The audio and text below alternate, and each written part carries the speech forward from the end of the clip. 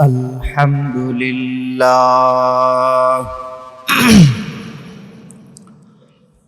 الحمد لله العليم الخبير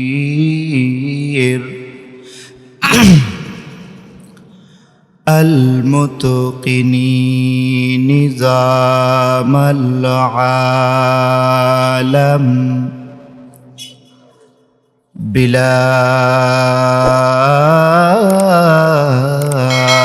معين ولا نصير فسبحان الله الذي حكمته بالغة وعلمه غزير ونعمه واصلة إلى كل صغير وكبير ونشهد أن لا إله إلا الله وحده لا شريك له ونشهد أن سيدنا ومولانا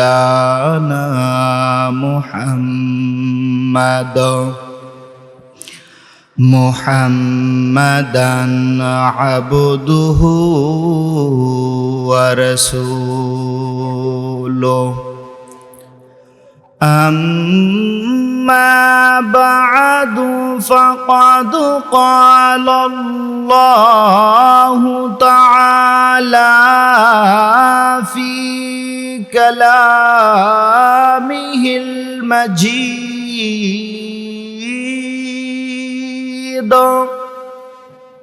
وفي فرقانه الحميد أعوذ بالله من الشيطان الرجيم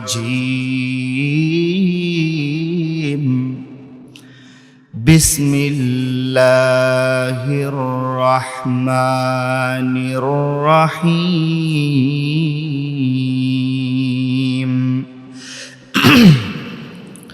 ذلك بأن الله هو الحق وأنه يحيي الموتى وأنه على كل شيء قدير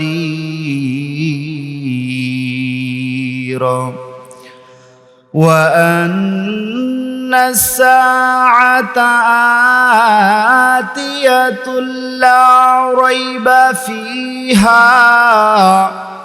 وأن الله يبعث من في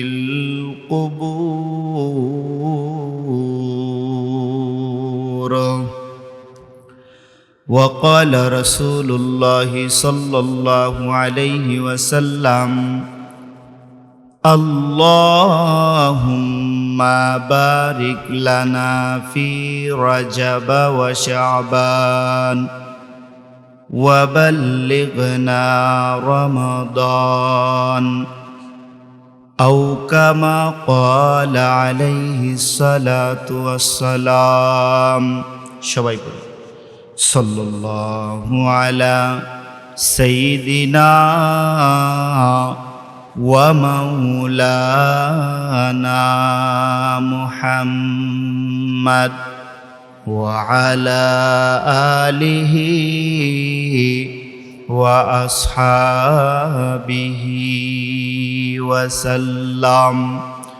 وسلم تسليما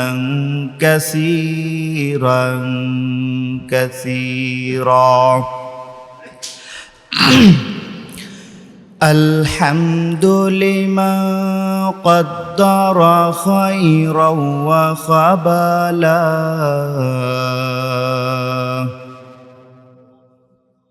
الشكر لمن صور حسنا وجمالا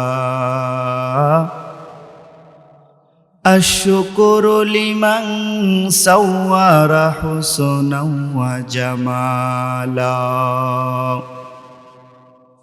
فرد صمد عن صفة الخلق بريء رب عزلي خلق الخلق كمالا رب عزلي خلق الخلق كمالا لا ضد ولا ند ولا حد لمولاه لا ضد ولا ند ولا حد لمولاه الآن كما كان ولم يلك زوالا الآن كما كان ولم يلك زوالا لا إله إلا الله لا إله إلا الله لا إله إلا الله لا إله إلا الله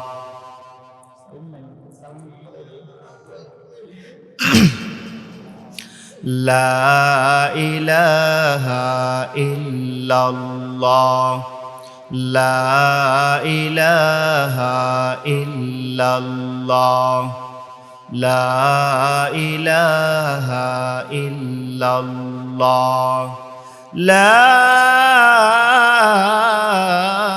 إله إلا الله মুহাম্মাদুর রাসূলুল্লাহ সাল্লাল্লাহু আলাইহি ওয়াসাল্লাম। বর্তমানে মানুষ সম্পদের জন্য পাগল, 1 নাম্বার। 2 নাম্বার টাকার জন্য পাগল। 3 নাম্বার ক্ষমতার জন্য পাগল। এখন যদি উল্টে দেন, 3 থেকে শুরু করেন, তাহলে 1 নম্বরে ক্ষমতার জন্য পাগল, ঠিক না? এই যুগ চলছে। কিন্তু একটু লক্ষ্য করে কথাগুলো শুনেন, আপনি একটু চিন্তা করে দেখেন তো, 100 বছর বা 200 বছর আগে আপনার কোনো অস্তিত্ব এই দুনিয়াতে ছিল? আপনার মাও জানতো না, আপনার বাবাও জানতো না। এই জায়গাটুকু 100 বছর 200 বছর আগে এই জায়গায় ছিল নাকি?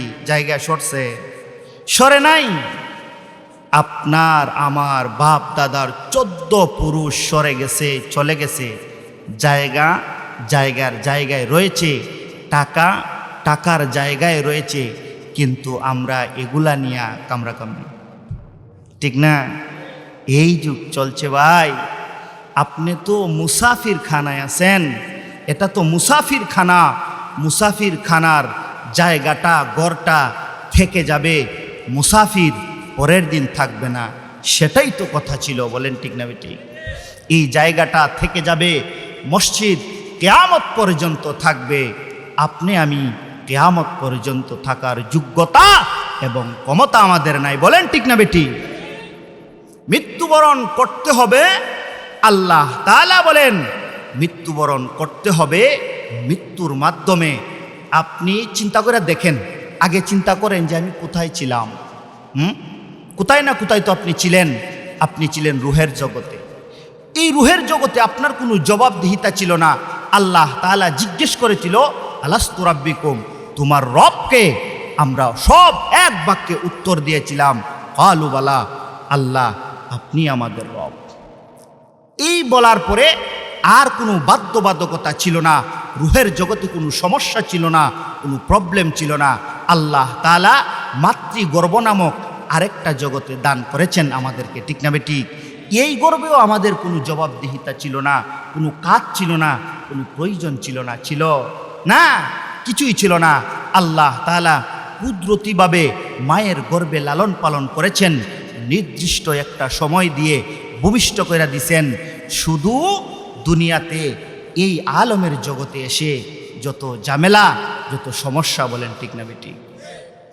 তাহলে বুঝলাম আমরা 1 নাম্বার ছিলাম রুহের জগতে, 2 নাম্বার মায়ের পেটের জগৎ, 3 নাম্বার দুনিয়ার জগৎ, 4 নাম্বারে যাব কবর জগৎ, 5 নাম্বারে যাব আখিরাত জগৎ।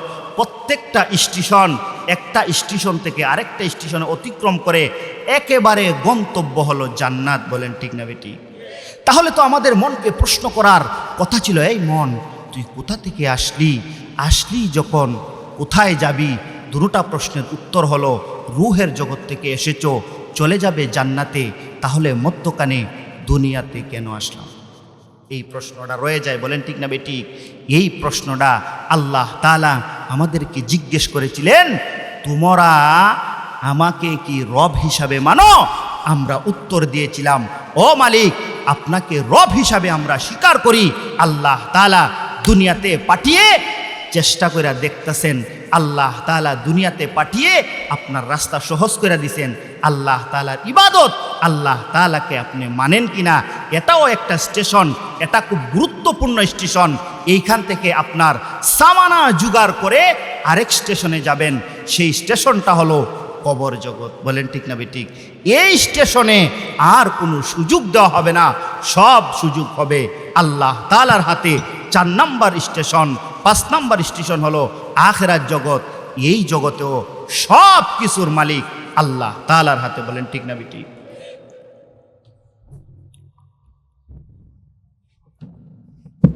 সম্মানিত হাজরিন, তাহলে দুনিয়াতে আসলাম সামানা জোগাড় করার জন্যে। কিসের জন্যে? সামানা জোগাড় করার জন্যে। চিন্তা করে দেখেন, আপনার আমার মৃত্যু হবেই হবে, ঠিক না বেটি? আপনার আমার মৃত্যু হবে, কবর জগতে আপনাকে পদার্পণ করতেই হবে, কবর জগতে আপনাকে পদার্পণ করতেই হবে, বলেন ঠিক না বেটি? কিন্তু আমরা তো আল্লাহ তাআলাকে ভুলে গেছি। যতটুক আমরা আপনার সন্তানের প্রতি, স্ত্রীর প্রতি, সম্পদের প্রতি, টাকার প্রতি, নেতৃত্ব দেওয়ার প্রতি আমরা যতটুকু মনোযোগী, যতটুক চেষ্টা প্রতিজ্ঞা, ততটুক কবরের প্রতি সামানা জোগাড় করার আমাদের চেষ্টা নাই, বলেন ঠিক না বেটি? আমরা আল্লাহ তাআলাকে ভুলে গেছি। আল্লাহ তাআলার ইবাদতকে আমরা অবহেলা করে চুরে ফেলে দিয়েছি, বলেন ঠিক না বেটি? আল্লাহ তাআলা কি বলেন? আল্লাহ তাআলা বলেন, ইয়া আইয়ুহাল ইনসানু মা গাররাকা বিরাব্বিকাল কারীম।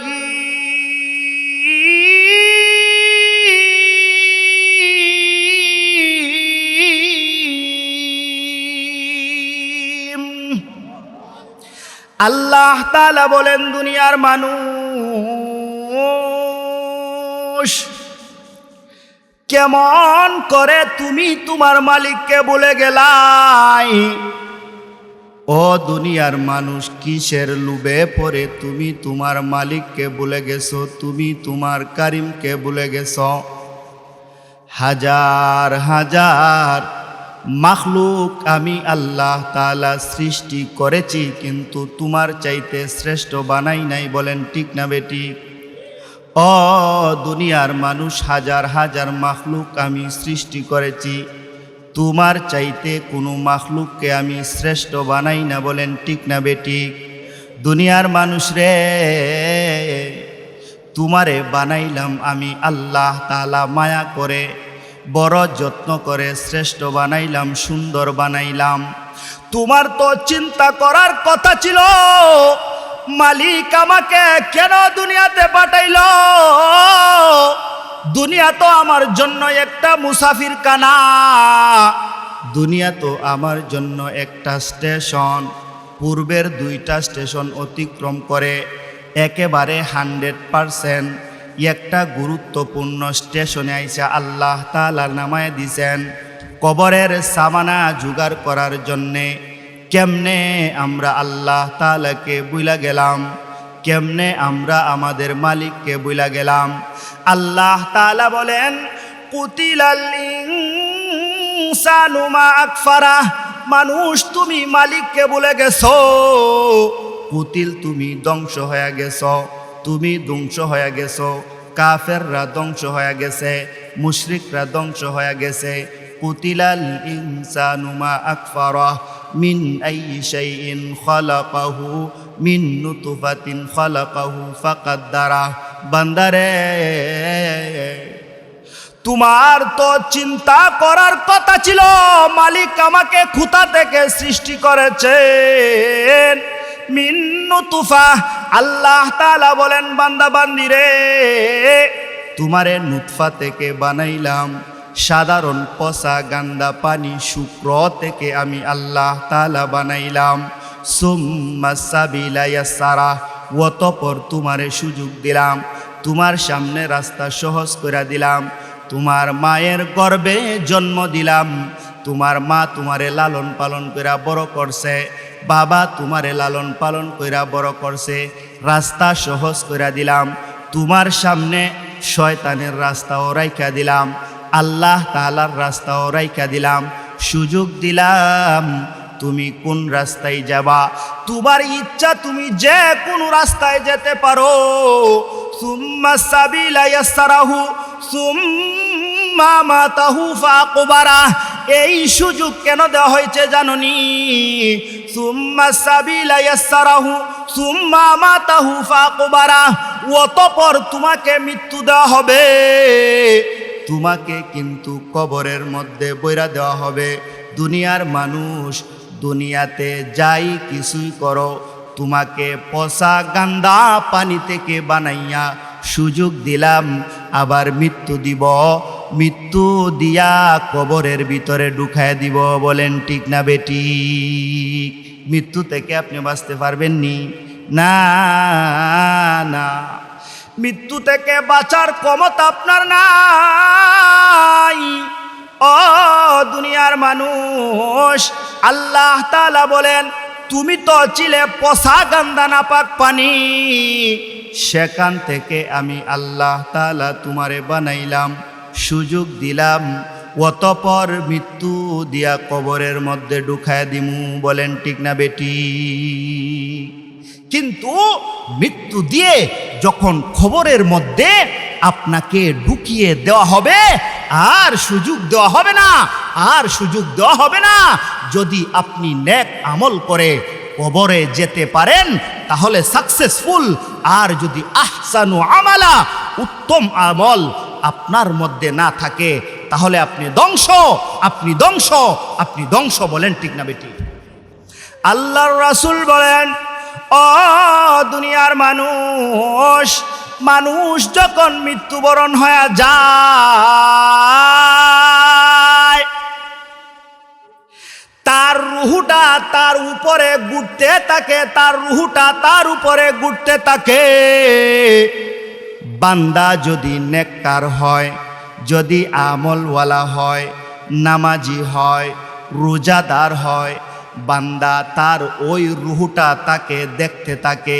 কে কান্না করে, কে গোসল দেয়, কে জানাজার নামাজ পড়ায়, রুহুটা কিন্তু দেখতে থাকে, রুহুটা কিন্তু দেখতে থাকে। যদি নামাজি হয়, আমলওয়ালা হয়, রুহুটা চিৎকার দেয়া বলে, ও সন্তান, তুমি কান্না করিও না, তুমি কান্না করিও না। ও স্ত্রী, তুমি কান্না করিও না। ও আত্মীয় স্বজন, তুমি কান্না করিও না।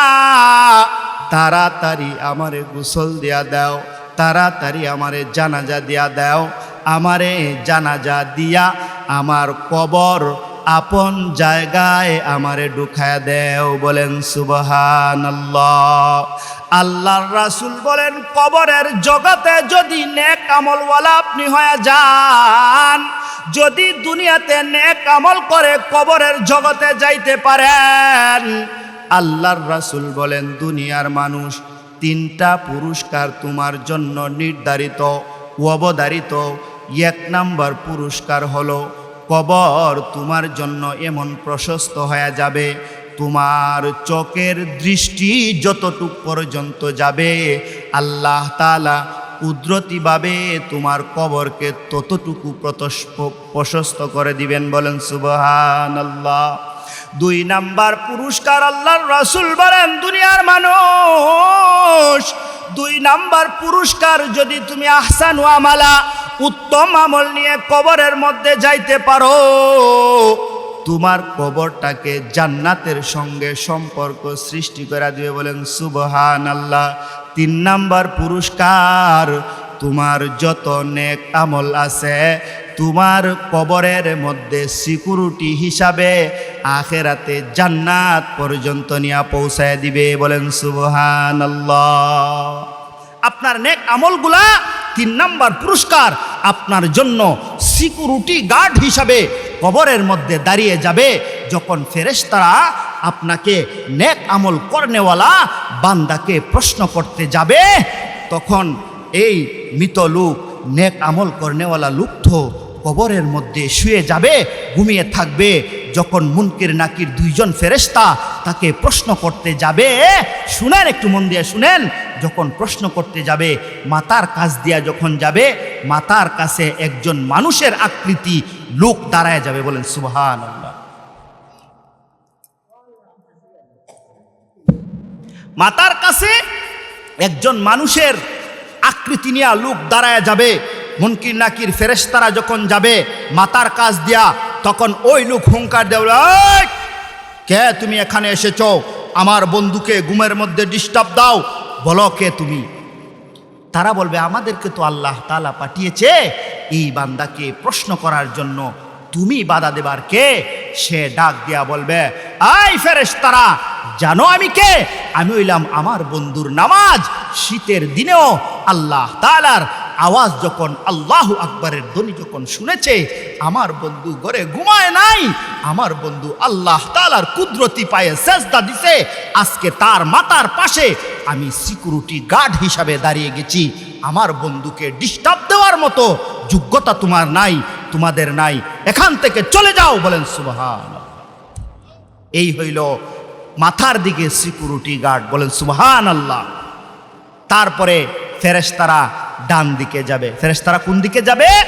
ডান দিকে যাবে। যখন ডান দিকে যাবে, ডান দিকে আরেকজন যুবক, সুন্দর যুবক দাঁড়িয়ে যাবে। বলে, কে তোমরা? আমার বন্ধুকে ডিস্টার্ব করতে এসেছো, কে তোমরা বলো? সে বলবে, আমরা তো উনাকে প্রশ্ন করার জন্য এসেছি। বলে, তুমি বাধা দেবার কে? বলে, জানো আমি কে? আমি হইলাম আমার বান্দার দান সদকা, আমার বান্দার যাকাত। দুনিয়াতে আল্লাহ তাআলা তাকে সম্পদ দিয়েছিল, সে সম্পদের অপব্যবহার করে নাই, মসজিদে দান করছে, ঠিক মতো যাকাত দিছে। আমি তার যাকাত তার ডান দিকে দাঁড়িয়ে গেছি। আমার বন্ধুকে ডিস্টার্ব করার মতো যোগ্যতা ক্ষমতা তোমাদের নাই, এখান থেকে চলে যাও। বলেন সুবহানাল্লাহ। ফেরেশতারা যখন ডান দিকেও কোনো সুযোগ পাবে না, দুনিয়ার মানুষ বাম দিকে ফেরেশতারা চলে যাবে, বাম দিকে আরেকজন যুবক দাঁড়ায় যাবে। বলেন সুবহানাল্লাহ। আরেকজন যুবককে ফেরেশতারা জিজ্ঞেস করবে, কে গো তুমি? আমরা তো বান্দাকে প্রশ্ন করার জন্য এসেছি। ওই যুবক ডাক দেয়া বলে, জানোনি আমি কে? জানোনি আমি কে? আমার বন্ধু চিরনিদ্রায় শুয়ে রয়েছে, আমি হলাম আমার বন্ধুর রোজা। ও দুনিয়ার মানুষ, আল্লাহ তাআলাকে দেখানোর জন্য বন্ধু আমার রোজা রেখেছে। রোজা রাখিয়া মানুষের সঙ্গে ঝগড়া করে নাই, মিথ্যা অপবাদ দেয় নাই। আমার বন্ধুকে যখন মানুষ গালি দিছে, বন্ধু বলে, আমি রোজাদার, আমি কেমনে তোমাকে গালি দেই? বন্ধু ইচ্ছা করলে পাহাড়ের চিপায় পানির নিচে ঘরের অন্ধকারে খাইতে পারত। আমার বন্ধু আল্লাহ তাআলার ভয়ে আমার বন্ধু পান করে নাই, পানাহার ত্যাগ করেছে। আমি আমার বন্ধুর রোজা আমার বন্ধুর বাম পাশে দাঁড়ায় গেছি। আমার বন্ধু চিরনিদ্রায় শুয়ে আছে। আমার বন্ধুকে ডিস্টার্ব করার মতো তোমাদের ক্ষমতা নাই, তোমাদের যোগ্যতা নাই, এখান থেকে চলে যাও। বলেন সুবহানাল্লাহ। ফেরেশতারা যখন পায়ের কাছে যাবে, ও দুনিয়ার মানুষ, পায়ের কাছে আরেকজন দাঁড়ায় যাবে। বলেন সুবহানাল্লাহ। পায়ের কাছে আরেকজন দাঁড়ায় বলবে, কে গো? আমার বন্ধুর ঘুম নষ্ট করার জন্য তোমরা এসেছো? বলে আমরা তো প্রশ্ন করবার আইছি। বলে আমার বন্ধু দুনিয়াতে অনেক ইবাদত করছে, সুযোগ পায় নাই, ঘুমানির সুযোগ পায় নাই, কবরে আইসা ঘুমায় গেছে। আমার বন্ধুরে তোমরা ডিস্টার্ব করো না। ফেরেশতারা ডাক দেয়া জিজ্ঞেস করবে, তোমরা কে? আমার এই মৃত ব্যক্তির পায়ের কাছে দাঁড়ায় গেলা। ওই লোকটা জবাব দিবে, আমি আমার বান্দার নেক আমল কুরআন তেলাওয়াত তাসবিহ তাহলিল, আমার বন্ধু কুরআন তেলাওয়াত করত, সুযোগ পাইলেই সুবহানাল্লাহ বলতো, সুযোগ পাইলেই নফল নামাজ পড়তো। বান্দা দুনিয়াতে অনেক কষ্ট করেছে, কবরের জগতে আমি আমার বন্ধুকে ছাড়ব না। যাও যাও যাও, এখান থেকে চলে যাও। আমার বন্ধুকে ডিস্টার্ব করার মতো যোগ্যতা তোমাদের নাই। বলেন সুবহানাল্লাহ। ফেরেশতারা হতভম্ব হয়ে যাবে। আল্লাহ তাআলাকে ডাক দিয়া বলবে, ও আল্লাহ, বান্দার পাশে তো সিকিউরিটি গার্ড দাঁড়ায় গেছে, বান্দাকে তো ডিস্টার্ব করার কোনো সুযোগ দেওয়া হয় না। আল্লাহ তাআলা বলবেন, ফেরেশতারা রে, বান্দা নেক আমল করনেওয়ালা ছিল, দূর থেকে কোনো মতে তার প্রশ্নের উত্তর জিজ্ঞেস করো, অথবা নাই জিজ্ঞেস করো। আমার বান্দার কবরের সম্পর্ক জান্নাতের সঙ্গে লাগায়া দাও। বলেন সুবহানাল্লাহ। ফেরেশতারা ডাক দেয়া জিজ্ঞেস করবে, ও সিকিউরিটি, ও প্রহরীরা, কতক্ষণ পর্যন্ত তোমার বন্ধুদের, তোমার বন্ধুর কাছে তোমরা দাঁড়ায় থাকবে? তার ইবাদতগুলা এক বাক্যে জবাব দিবে, ও ফেরেশতারা, তোমাদের ধারণা নাই, তোমাদের ধারণা নাই, আমার বন্ধুকে যতক্ষণ পর্যন্ত জান্নাতে না পৌঁছাইব ততক্ষণ পর্যন্ত বন্ধুর কাছে আমরা দাঁড়ায় থাকব। বলেন সুবহানাল্লাহ। তিনটা পুরস্কার নেক আমলওয়ালার জন্য। আর যদি বদ আমলওয়ালা হয়ে যায়, ও দুনিয়ার মানুষ, যদি বদ আমলওয়ালা হয়ে যায়, যদি বদ আমলওয়ালা হয়ে যায়, একটু চিন্তা করেন, থিঙ্কিং করেন, টেনশন করেন, বুঝেন আপনার কবরেও আমার কবরেও তিনটা আযাব বর্ষিত হবে। বলেন নাউজুবিল্লাহ। বদকারের রুহটা যখন কবজ করা হয়, বদকারের রুহটাও তার মাথার উপরে ঘুরতে থাকে, তার মাথার উপরে ঘুরতে থাকে। বদকারকে যখন গোসল দেওয়ানো হয়, বদকারের রুহটা চিৎকার দিয়া বলে, আমারে গোসল দিও না, আমারে গোসল দিও না। যখন জানাজা দেওয়া হয়, চিৎকার দিয়া বলে, আমারে জানাজা দিও না, আমারে জানাজা দিও না। মানুষ যখন খাটিয়া কান্দে লইয়া কবরের দিকে ছুইটা যায়, ও দুনিয়ার মানুষ, বদকারের রুহটা এমন হাউ মাউ করে কান্না করতে থাকে, বলে, ভাই তুমি আমারে কবরের মধ্যে রাইখো না।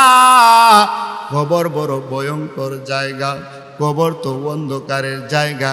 যেই কবরের পাশ দিয়া রাত্রিবেলা যাইতে আমি ভয় পাইতাম, এই কবরে আমি কেমনে একা একা থাকব। হাউ মাউ কইরা কান্না শুরু করে দেয়, হাউ মাউ কইরা কান্না শুরু করে দেয়। বদকারকে যখন কবরের মধ্যে রাইখা দেয়, ও দুনিয়ার মানুষ শুনেন কেমনে আমি নামাজ ছাইরা দেয়। বৎকারকে যখন কবরের মধ্যে দেওয়া হবে গো, বৎকারকে যখন কবরের মধ্যে রাখা হবে, মাটি এক নম্বরে তাকে চিৎকার দিয়া বলবে, ওরে বৎকার, তুমি আমার মাটির বুকের ভিতরে কেন তুমি প্রবেশ করলা? আমি মাটি তোমাকে প্রতিদিন সতর্ক করেছি, আমি কবর কিন্তু পোকামাকড়ের ঘর, আমি কবর কিন্তু সাপ বিচ্ছুর ঘর, আমি কবর কিন্তু অন্ধকারের ঘর। দুনিয়াতে বড় বাহাদুরি করছ, মালিকের ইবাদত করো নাই, মাটিকে নরম মনে করছ। আজকে দেখবা আমি মাটির কতটুক পাওয়ার তোমার সঙ্গে প্রয়োগ করি। বলেন নাউজুবিল্লাহ। মাটি একটা চিৎকার দিবে, ওরে বৎকার, একটা চিৎকার দিয়া দুই পাশের মাটি এমন ভাবে চাপ দিবে, ও দুনিয়ার মানুষ, এক পাজরের হাড্ডি আরেক পাজরের ভিতরে ঢুইকা যাবে, টাস টাস টাস টাস কইরা পাজরের হাড্ডিগুলা ভেঙ্গে যাবে। বৎকার একটা চিৎকার দিবে, ও আল্লাহ, তার চিৎকারে আকাশ বাতাস কম্পিত হবে, পৃথিবীর যত পশু পাখি জীব জন্তু আছে তার আওয়াজের চিৎকার শুনবে, কিন্তু কোনো ইনসান কোনো জিন তার আওয়াজ শুনবে না। আল্লাহর রাসূল বলেন, যদি বৎকারের চিৎকারের আওয়াজ মানুষ শুনত, কোনোদিন কোনো মানুষকে কবর দেওয়ার সাহস করত না। বলেন নাউজুবিল্লাহ। এক নাম্বার কবরে এমন চাপ দিবে, দুই নাম্বার শাস্তি, তার কবরের মধ্যে আগুন জ্বালায় দেওয়া হবে। বলেন নাউজুবিল্লাহ। সাধারণ আগুন নয় রে, দুনিয়ার আগুন তো আঙ্গুলে লাগলে আঙ্গুল পুড়া যায়, পায়ে লাগলে পা পুড়া যায়, পেটে লাগলে পেট পুড়া যায়। কবরে এমন ভয়ঙ্কর আগুন, নারুল্লাহিল মুকাদাতুল্লাতি তাত্তালিউ আলাল আফিদা, এমন ভয়ঙ্কর আগুন, দুনিয়ার আগুনের 70 গুণ পাওয়ার বেশি। বলেন নাউজুবিল্লাহ। এমন আগুন তার কবরের মধ্যে জ্বালায়া দেওয়া হবে। আল্লাহর রাসূল বলেন, এই আগুনের দুয়া যদি দুনিয়াতে শুধু দুয়ার আবাস দুনিয়াতে চারা হইতো, দুনিয়াতে কোনো মাখলুক বিকরাজি সৃষ্টি হইতো না। বলেন নাউজুবিল্লাহ। ও ভাই, ও বেনামাজি ভাই,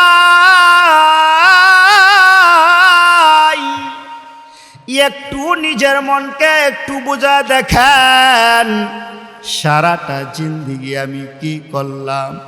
ও মন, সন্তানের জন্য অনেক কিছু করলাম,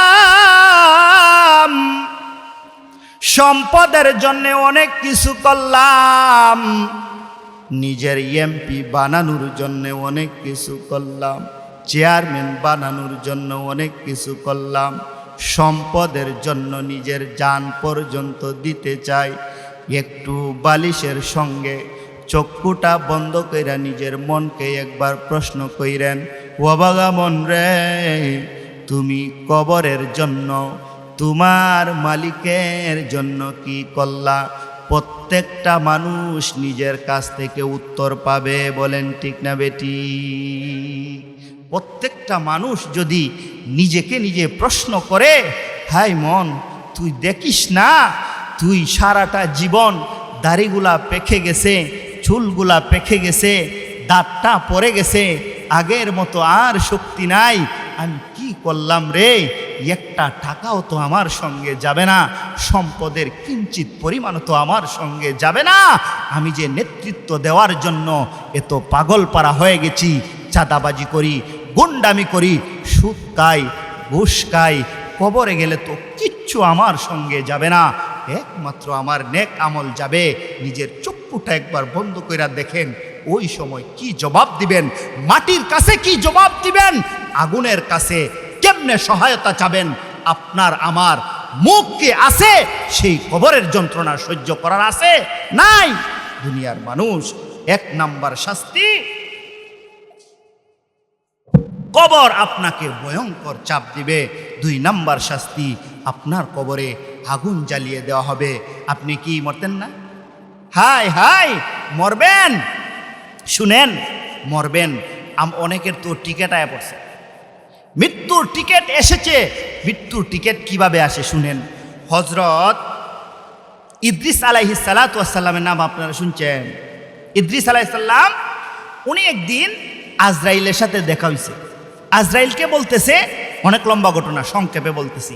আজরাইলকে বলতেছে, আজরাইল, যদি আমাকে তুমি যেই দিন মৃত্যুবরণ দিবা এর আগে তুমি আমারে জানান দিও।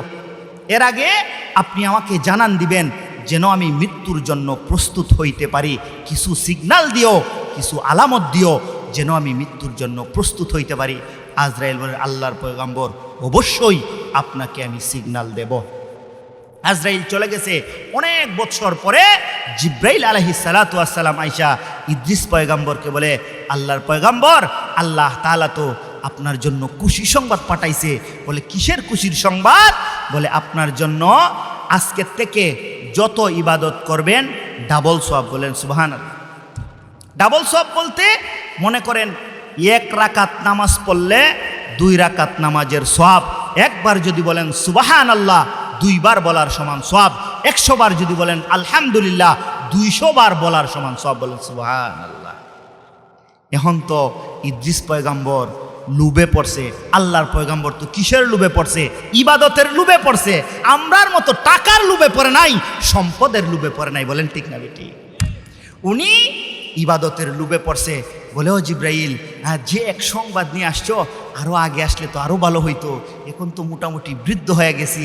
আচ্ছা, আমার হায়াতটা আর কতটুকু আছে তুমি একটু বলতে পারবা? জিব্রাইল বলে, ও আল্লাহর পয়গম্বর, আমি কেমনে আপনাকে বলবো? এই দায়িত্ব তো আমার না। আমার দায়িত্ব হলো আপনার কাছে খবর পৌঁছানো। এটা হলো আমার দায়িত্ব, আদান প্রদান করা। আর ওই যে মৃত্যুর দায়িত্ব, এটা তো হইল মালাকুল মাউতের কাছে, আজরাইলের কাছে। আজরাইলের কাছে যদি আপনি যান, তাহলে আজরাইল আপনাকে বইলা দিতে পারবে আপনার মৃত্যুর সময়টা কখন। প্রত্যেকটা মানুষের টিকিট আজরাইলের কাছে আছে, মালাকুল মৌতের কাছে আছে। উনি বলেন, আমি আজরাইলের কাছে কেমনে যাইতাম? আমার একটু যাওয়ার ব্যবস্থা করে দেন না। জিব্রাইল আলাইহিস সালাম বলেন, আজরাইলের অফিস তো হইল 4র্থ আকাশে, পৃথিবীর কোনো মানুষ যেতে পারে না। তবে আপনি তো আল্লাহর পয়গম্বর, আপনি যখন আবদার করছেন, আমি আপনার 4র্থ আসমান পর্যন্ত নিয়ে যাইতে পারি। বলেন সুবহানাল্লাহ। আপনি আমার ডানার মধ্যে উঠা যান, আমি আজরাইলের অফিস পর্যন্ত আপনাকে পৌঁছে দেব। বলে সুবহানাল্লাহ। ঠিক তাই করেছে জিব্রাইল আলাইহিস সালাতু ওয়াস সালাম 4র্থ আসমানে ইদ্রিস পয়গম্বরকে পৌঁছায় দিছেন। ইদ্রিস পয়গম্বরকে দেখায় দিছেন যে এইটা হইল মালাকুল মৌতের অফিস। আপনি গিয়ে জিজ্ঞেস করেন, আপনি গিয়া জিজ্ঞেস করেন। ইদ্রিস পয়গম্বর মালাকুল মৌতের দরজায় গেছে। মালাকুল মৌত বলে, আসসালামু আলাইকুম। মালাকুল মৌত বলে, আসসালামু আলাইকুম, আপনি ইদ্রিস পয়গম্বর এখানে কিভাবে আসলেন? বলেন, আল্লাহ তাআলা আমাকে এমন একটা সুযোগ দিছে, ও আজরাইল, আমার হায়াত আর কতটুকু আছে তাড়াতাড়ি বলো। আমার হায়াত আর কতটুকু আছে তুমি একটু তাড়াতাড়ি বইলা দেও। আজরাইল ইদ্রিস পয়গম্বরের দিকে তাকিয়ে রয়েছে, কোনো কথা বলে না। বলেন সুবহানাল্লাহ। মরণ থেকে যতই পালাও, মরণ তোমায় লইবে গিরি। যদিও সুদূর আকাশ পানে পালাও, সে তাই লাগাই সিঁড়ি। আল্লাহ তাআলা বলেন, কুল ইন্নাল মাউতাল্লাযী তাফিরুনা মিনহু ফাইন্নাহু মুলাকীকুম সুম্মা তুরাদ্দুনা ইলা আলিমিল গায়বি ওয়াশ-শাহাদাতি ফায়ুনাব্বিউকুম বিমা কুনতুম তা'মালুন।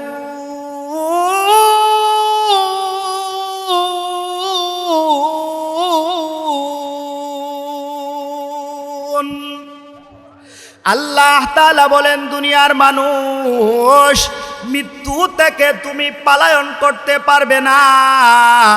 আল্লাহ তাআলার কাছে মৃত্যুবরণের মাধ্যমে তোমাকে যেতেই হবে। যদি আকাশের মধ্যে পলায়ন করো, অবশ্যই তোমাকে মৃত্যুবরণ করতে হবে। দৃশ্য এবং অদৃশ্য, গায়েব এবং প্রকাশ্য, সব জাননেওয়ালা মালিকের কাছে তোমাকে প্রত্যাবর্তন করতে হবে। তুমি বলো আর না বলো, আমার আল্লাহ তাআলা সব তোমাকে জানিয়ে দিবেন। ও মুসলমান, ও ইমানদার ভাই, ইদ্রিস পয়গম্বর আজরাইলের মুখোমুখি হয়ে গেছে। আজরাইল কোনো কথা বলে না। ইদ্রিস পয়গম্বর বলে, আজরাইল রে, তুমি কেন কথা বলো না? তুমি কেন কথা বলো না? আজরাইল বলে, ওগো আল্লাহর পয়গম্বর, কিছুক্ষণ আগে যখন আপনার চিঠিটা, আপনার টিকেটটা আমার হাতে এসেছে, আমি দেখি আপনার মৃত্যুটা চতুর্থ আসমানে আমার অফিসের সামনে হবে। আমি বড় টেনশনে পড়ে গেছি, আমি বড় চিন্তায় পড়ে গেছি। দুনিয়া থেকে আবার চতুর্থ আসমানে কেমনে আল্লাহ তাআলাকে আপনাকে উঠায়া দিবেন? আল্লাহর কাম আল্লাহ করছে, আপনাকে চতুর্থ আসমানে আমার অফিসের সামনে পৌঁছায়া দিছে। আর সময় নাই, আর সুযোগ নাই, এইখানেই আপনাকে মৃত্যুবরণ করতে হবে। বলেন সুবহানাল্লাহ। মরণ থেকে আপনি পালাইতে পারবেননি। না না, ইদ্রিস পয়গম্বর বলে, আজরাইল,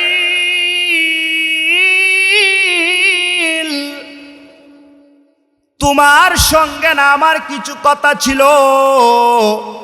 বলে, সময় নাই, তাড়াতাড়ি বলেন। সময় নাই। বলে, তোমাকে না আমি বলেছিলাম আমার মৃত্যুর সময় যখন ঘনিয়ে আসবে, তুমি আমারে সিগন্যাল দিবা, আলামত দিবা, নিদর্শন দিবা। আমাকে কেন সিগন্যাল দেও নাই? আমাকে কেন নিদর্শন দেও নাই? কেন আলামত দেয় নাই? আজরাইল ডাক দেয়া বলে, ওগো আল্লাহর পয়গম্বর ইদ্রিস, আল্লাহ তাআলা তো কুদরতিভাবে আপনাকে আগে ভাগে আলামত দিয়া দিছে। এক নাম্বার আলামত দিছে, আপনার চুলগুলা কালো ছিল, চুলগুলা এখন সাদা হয়ে গেছে। আপনার চিন্তা করার কথা ছিল, হায় রে হায়, যুবক ছিলাম, গায়ে বড় শক্তি ছিল, এখন তো আগের মতো আর শক্তি নাই। চুলগুলা সাদা হয়ে গেছে। এই চুল আর কোনোদিন কালো হবে না, এই দাড়ি আর কোনোদিন কালো হবে না। দুনিয়ার মানুষ, এক নাম্বার টিকেট, এক নাম্বার চিঠি তো চুলগুলা পাইকা যায়। মৃত্যুর প্রস্তুতি কখন নিবেন? আজরাইল ডাক দেয়া বলে, ওগো আল্লাহর পয়গম্বর ইদ্রিস, দুই নাম্বার আলামত আপনাকে দিয়েছে। আপনার শরীরের চামড়াগুলো আগের মতো আর নাই। যেই রকম ভাবে টান টান ছিল, সুন্দর ছিল, আগের মতো আর সুন্দর নাই। শরীরে আগের মতো আর শক্তি নাই। আগে 100 মণ, আগে 100 কেজির বস্তা নিতে পারতেন। চিন্তা কইরা দেখেন, এখন 10 কেজিও নেওয়া যায় না। লাডি বর দিয়া দিয়া হাঁটতে হয়। আর কোন দিন চিন্তা করবেন? কবরের চিন্তা করবেন। আজরাইল ডাক দিয়া বলে, শরীরের চামড়াগুলা ঢিলা হয়ে গেছে। এই চামড়াগুলা কোনোদিন আর মসৃণ হবে না, সুন্দর হবে না। আপনার মৃত্যুর প্রস্তুতি নেওয়ার প্রয়োজন ছিল। ওগো আল্লাহর পয়গম্বর, 3 নাম্বার আল্লাহ তাআলা আপনাকে চিঠি দিছেন, আপনাকে জানায়া দিছেন। আপনার দাঁতগুলার দিকে লক্ষ্য করে দেখেন, এক সময় টন টন করত, এখন আর টন টন করে না। দাঁতগুলা যদি বয়সকালে পড়া যায়, এই দাঁত আর উঠেনি না, না, এই দাঁত আর কোনোদিন উঠবে না। চিন্তা করে দেখেন, মায়ের গর্ভে থেকে দাঁত নিয়ে আসেন নাই। আল্লাহ তাআলা সুন্দর ছোট ছোট দাঁত দিছিল, এই দাঁতগুলা ফেলে আবার সুন্দর করে দাঁত দিছে। আর যদি পয়রা যায়, চিন্তা করার দরকার ছিল। আমার দাঁত পড়া গেছে, চুল সাদা হয়ে গেছে, শক্তি কমা গেছে, মৃত্যুর প্রস্তুতি আমাকে নিতে হবে।